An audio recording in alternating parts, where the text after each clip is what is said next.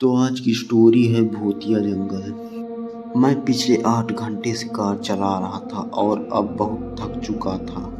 रात होने से पहले मुझे इस भूतिया जंगल को पार कर लेना था, लेकिन जंगल का रास्ता खत्म होने को ही नहीं आ रहा था। मुझे जंगल के पार की एक फैक्ट्री में इंस्पेक्शन के लिए जाना था। ये प्रोजेक्ट अभी 5 दिन पहले ही मिला था। मैं पहले अपने बारे में बता दूं तो मैं अनिकेत पाठक, मैकेनिकल इंजीनियर। अभी 3 साल की जॉब है। जॉब पर कंपनी ब्रेकडाउन में डील करती है और इधर 3 महीने से मैं भी इस योग्य समझ लिया गया हूँ कि स्वतंत्र रूप से डील कर सकूं। तो मैं काफ़ी उत्साह में था। मुझे 9 बजे तक पहुंच जाना चाहिए था, जहां रवि सर मेरी प्रतीक्षा कर रहे थे। मशीन की कमी को समझ कर 11 बजे तक हमें वापस भी लौटना था। मेरी नज़र सामने गई तो एक लड़की हाथ हिला रही थी।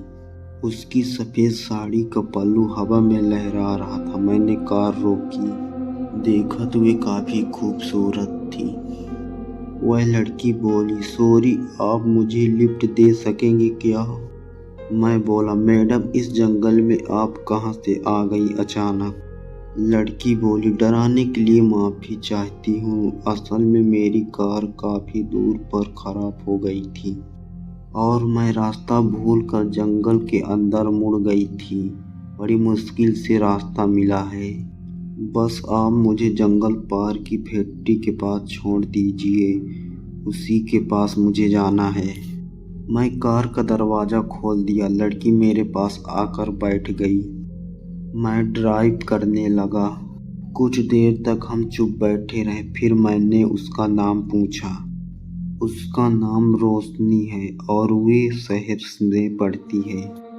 कॉलेज की छुट्टियां हैं तो घर जा रही हूँ। बातें करते करते फैक्ट्री का गेट दिखाई देने लगा। रोशनी ने कहा, मैं उसे वहीं उतार दूं। आगे वे चली जाएगी, लेकिन मेरा उसे यूं छोड़ देने का मन नहीं कर रहा था। तो मैंने कहा, मैं उसे छोड़ दूंगा। पहले उसने मना किया, फिर उसने बाईं तरफ के रास्ते पर मोड़ने को कहा। हम थोड़ी देर तक चलते रहे। फिर सामने एक घर दिखाई दिया। मुझे कमरे में बैठा कर वे पानी लेने आई। घर के बाकी लोग कहाँ हैं, मैंने पूछा। वह बोली, सो गए हैं, उसने जवाब दिया। मुझे थोड़ा अजीब लगा।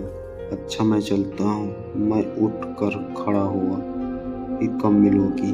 पता नहीं, अपना नंबर दो तो मैं फ़ोन करूँगा। मैं फ़ोन नहीं रखती, कभी इधर आए तो मिल लेना। मैं बाहर आकर कार में बैठा तो मुझे याद आया कि वे तो यहाँ नहीं रहती, लेकिन अब तक मैं आगे बढ़ चुका था।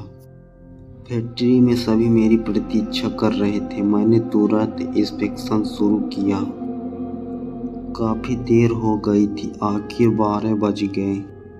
सर ने पूछा, आप कहाँ रह गए थे? मैंने उन्हें रोशनी के बारे में बताया। फैक्ट्री के 2 मजदूर भी वहाँ खड़े थे। सभी के चेहरे अजीब आतंक से भर गए थे। थोड़ी देर को तो किसी के मुंह से आवाज़ ही नहीं निकली। फिर सर ने कहा कि आज हम सभी वहीं रुकते हैं। मैंने कहा भी कि रात भर ड्राइव करके निकल लेते हैं, लेकिन सब बिल्कुल अड़ गए। रात को मुझे पता चला कि जिस लड़की को मैंने रात के जंगल में लिफ्ट दी थी, वे 2 साल पहले ही मर चुकी थी। इसी जंगल में उसकी कार खराब हो गई थी और किसी ने उसका रेप करके हत्या कर दी गई थी। मुझे विश्वास नहीं हुआ, लेकिन मैं उसके घर भी गया था। सर जी ने बजरंगबली की जय बोलने लगे। रात भर हम में से कोई भी नहीं सोया। सुबह हम बाहर निकले तो मैंने उसी रास्ते पर गाड़ी रोकी ताकि मैं उन्हें उस लड़की का घर दिखा सकूं, लेकिन सामने सिर्फ कब्रिस्तान का सन्नाटा मुझे घूर रहा था। राहुल बाबू, आपके भाग अच्छे थे कि आप बच गए। यहाँ साल में किसी रात को किसी न किसी की लाश मिलती है। मेरा दिमाग घूम रहा था और मैं वही सीट पर बेहोश हो गया। आँख हॉस्पिटल में खुली। एक सप्ताह के बाद जब मैं घर लौटा तो कसम खाई कि जंगल से तो 10 हाथ दूर ही रहूँगा। जान बची तो लाखों पाए।